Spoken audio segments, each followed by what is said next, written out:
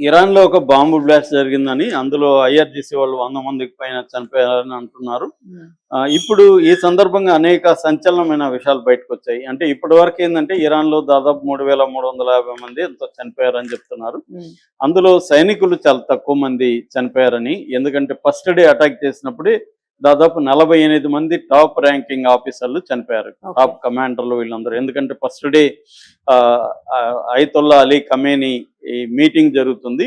Top నాయకులతో ఆయన సమావేశం అయ్యాడు. దాని మీద వీళ్ళు బంకర్ బస్టర్ బాంబులు వేశారు. దాంతో అక్కడున్న అందరూ కూడా దాదాపు చనిపోయారు. దాంట్లోనే ఇప్పుడున్న ముస్తఫా ఖమేనీ కూడా గాయపడి ప్రాణాలతో అయితే ఉన్నాడు. హ్మ్. సో అట్లా తీసుకున్నప్పుడు ఒక షిప్‌ని ఇక్కడ ఇండియన్ ఓషన్‌లో చేశారు. అందులో 87 మంది ఎంతో చనిపోయారు. అలా తీసుకున్నప్పుడు ఐఆర్‌జీసీకి సంబంధించి కొంతమంది అయితే చనిపోయినారు కానీ కరెక్ట్‌గా లెక్కలేదు. హ్మ్. ఐడిఎఫ్ అంటే ఇజ్రాయెలీ డిఫెన్స్ ఫోర్సెస్. వాళ్ళేం చెప్తున్నారంటే ఇరాన్‌లో ఇప్పటివరకు 4000 మంది చనిపోయారనేది సైనికులు. హ్మ్. సైనికులు మాత్రమే ఐఆర్‌జీసీ వాళ్ళు కావచ్చు, మిలిటరీ వాళ్ళు కావచ్చు 4000 మంది చనిపోయినారని ఐడిఎఫ్ చెప్తుంది. మరోపక్క హంగా ఆర్గనైజేషన్ ఫర్ హ్యూమన్ రైట్స్ అని నార్వేకి సంబంధించిన ఒక సంస్థ. వాళ్ళు ఇటీవల ఒక ఇరాన్‌లో ఎంతమంది చనిపోయారని ఒక లెక్క వదిలారు. వాళ్ళు రీసెర్చ్ ఆర్గనైజేషన్. వాళ్ళు చెప్తున్నది 6620 మంది మిలిటరీ సంబంధించిన అధికారులు కావచ్చు, లేకపోతే సాధారణ సైనికులు కావచ్చు చనిపోయారనేది ఈ సంస్థ లెక్క చెప్తుంది. ఇరాన్ మాత్రం లెక్కలు కరెక్ట్‌గా చెప్పట్లేదు. మామూలుగా ప్రతి దేశం కూడా వార్‌లో ఎంతమంది గాయపడ్డారు, ఎంతమంది చనిపోయినారని క్లియర్‌గా ఎప్పుడూ డిక్లేర్ చేయరు. హ్మ్. అందుకనే first casualty in the war is truth అంటారు. అంటే సత్యము చనిపోతుంది యుద్ధంలో అవును. ముందుగానే. అబద్ధాలు ప్రచారం చేయడం. అంటే శత్రువు మనకు అపోనెంట్‌గా ఉన్నోళ్ళేమో ఎక్కువ మంది చనిపోయినారని చెప్పడం, హ్మ్. మన వాళ్ళు తక్కువ మంది చనిపోయినారని చెప్పడం అనేది ప్రతి ఒక్కరు చేసే పని. ఇప్పుడు అమెరికా సైనికులు కూడా ఎక్కువ మందే 300-400 మంది చనిపోయినారని చెప్తారు. హ్మ్. కానీ వాళ్ళు డిక్లేర్ చేసింది 14 మంది మాత్రమే చనిపోయినారు. ఒక 300 మంది గాయపడ్డారని చెప్తున్నారు. హ్మ్.